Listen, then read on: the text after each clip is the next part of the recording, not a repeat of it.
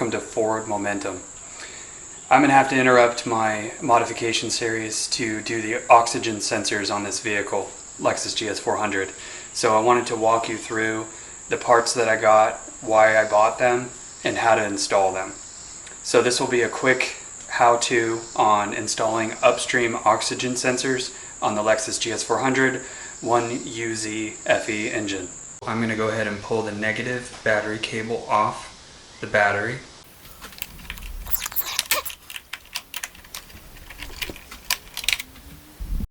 Alright, so let's take a look underneath the vehicle. When you jack up your car, please be safe. Make sure you have plenty of jack stands underneath. Don't rely just on your floor jack. I want to point out where these oxygen sensors are. You have two banks on the car when you have a V8. You have bank 1, which is the driver's side. You have bank 2, which would be the passenger side. And we're talking about the exhaust system here. So right in there would be your oxygen sensor upstream. So that would be bank 1, sensor 1, and that's what we're going to be replacing today. If you follow the exhaust system past the catalytic converter to right here, this is the downstream sensor. So this would be bank 1, sensor 2. These typically do not go out on these cars. I'm not going to say it never happens, but typically you have a problem with your upstream sensor. And that would be bank 1, sensor 1, like I said, right up there. Let's take a look at bank 2, sensor 1 and sensor 2. Okay, so this is bank 2, sensor 1, which would be upstream. That means it's before the catalytic converter. We'll be replacing that one. Let me zoom in on it. That's it right there.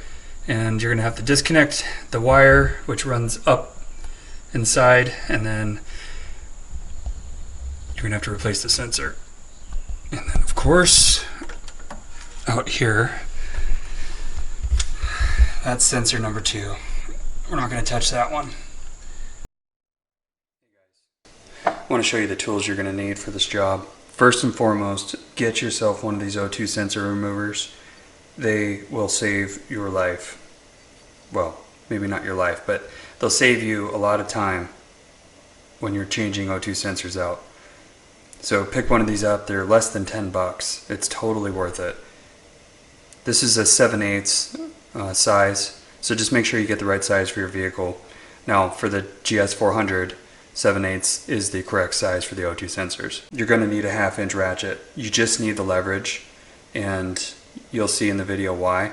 In order for that 1/2 inch ratchet to fit that tool I just showed you for removing oxygen sensors, you're going to need a 1/2 inch to 3/8 adapter. And the reason you need one of these adapters is because this only accepts a 3/8 size, so that plugs right into there. So I hope that makes sense. In order to get the leverage you need, you're going to have this sort of thing going on. Okay? So 1/2 inch ratchet, 1/2 inch to 3/8 adapter, oxygen sensor removal tool. Now for bank 1, sensor 1, you're going to need to remove a bracket. So you need to get a 3/8 ratchet out and a 12mm socket. And you'll see why in the video. So you're going to need that for bank 1, sensor 1. You will not need this for bank 2, sensor 1. For bank 2, sensor 1, you're going to need a very long extension that will fit onto your 1/2 inch ratchet. And you'll see why in the video.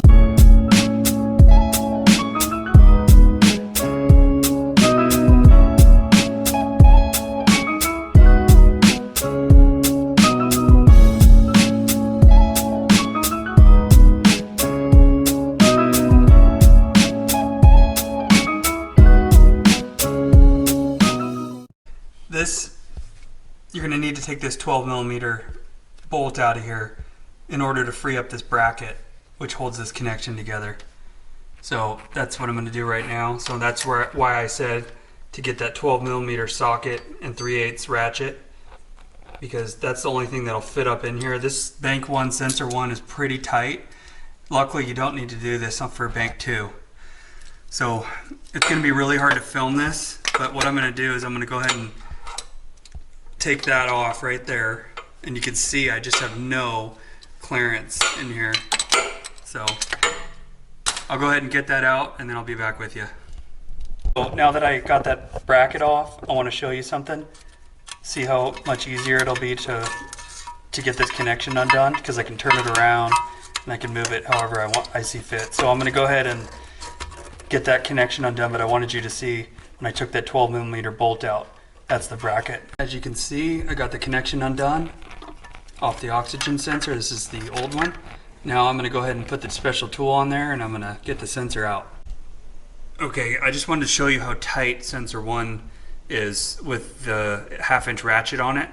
Let me zoom in a little bit so you can see how I have everything wedged up in here. There's just so much in the way that you have to get it just right. So I have not tried to loosen this yet, but to get the leverage, you're going to have to put the special tool on just like I have it under there. Okay, remember my connection I have it disconnected right now. So I'm going to go ahead and wrench on it and get this thing popped loose. Obviously, don't do this when your exhaust is still hot. Alright, so I just busted that sensor loose. You're not going to be able to see it too well because I'm going to spin it by hand. And it's going to drop out of there. Just got it out. And that is what it looks like.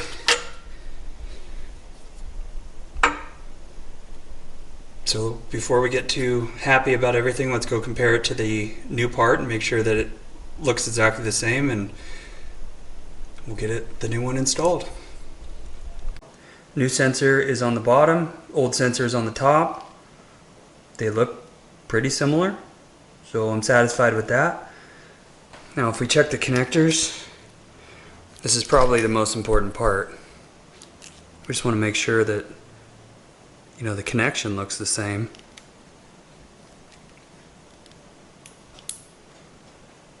And it does. Go ahead and add this anti-seize compound onto the threads. Got that anti-seize compound on there, and the new oxygen sensor is ready to go in. Directly in the center of the screen is where I'm going to be installing this new sensor. So I'll go ahead and get it started and then I'll be back with you. So I'm continuing to spin this on, and you can see how the wire coils itself up and tries to unload the opposite direction you're spinning. So right now I've got it finger tight in there, and I'm going to go ahead and put that special tool on, tighten it up, and then I'm going to make the connection after that. So that's bank 1, sensor 1, brand new, in place, ready to be tightened. It's ready to be tightened, and you can see, there's just no room in here. So what I'm going to do is I'm going to go ahead and start tightening this, and I'm going to need 2 hands, but I just want you to see you got to do it just right or it will not work. What I need to do now is I've got everything tightened up. I made sure the heat shrink was protecting the wiring. I'm going to go ahead and make this connection, and then I'm going to put that bracket back on with that 12mm bolt.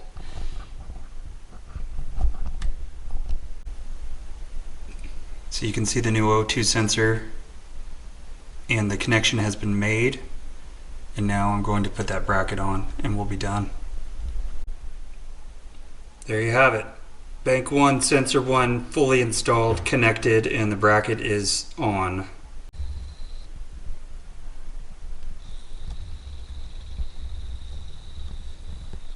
This is bank 2, sensor 1, and it's just a tad easier than bank 1, sensor 1. You don't need a 12mm socket to get a bracket off, but you're going to have to get your hands up in there with a screwdriver, and it's really tight. You're going to have to pop this, push this down to pop this out. So hopefully you can kind of see all that. It's really tight. I have pretty big hands and I was able to do it, so keep trying and you'll get it. So now that I have this connection off, it's just like sensor 1, and I'm going to put the special tool right on there.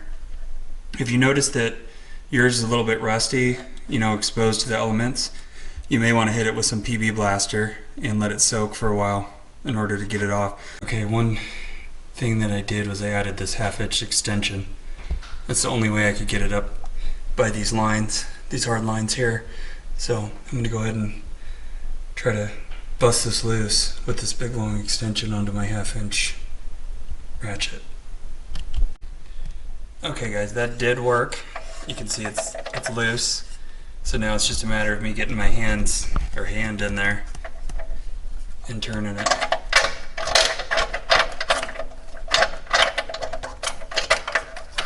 Boom. There it is. That's the original, 160,000 miles on it. Alright, so this one's going to be pretty easy. I'm just going to put it right in there, and once I do, I will get back with you in just a second. Alright, new sensor is hand tightened in place. I've got the tool on there. I've got my 3/8 to 1/2 inch adapter, and I did need this extension to my 1/2 inch ratchet. I used it quite a bit actually. So I've already turned it a few times. I'm going to go ahead and give it a final torque down here. Okay, so that's nice and tight. And then I'm going to make the connection, and we're going to be good to go. Not sure you're going to be able to see this connection, but my hand is jammed up in there.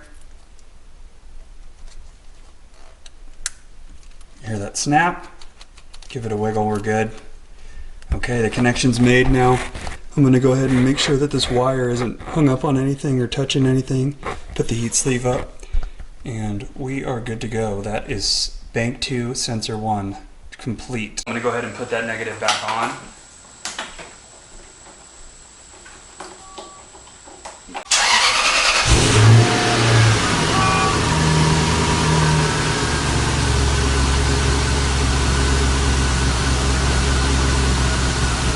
You hear how it's running a little rough?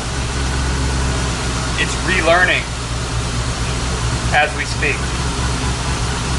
Sounds like it has cams, like it's cammed out.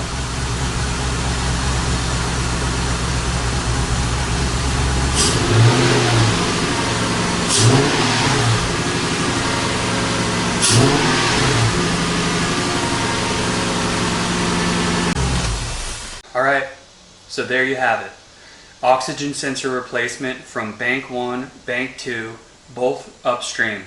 That's how to do it. It's not too difficult. I'd say the total job from start to finish should be about 1.5 hours. At the dealer, it's going to range between $400 to $600 depending on where you live to do both sides. So at $80 for both sensors, both OEM Denso sensors, $80. So you're going to save yourself $300, $350.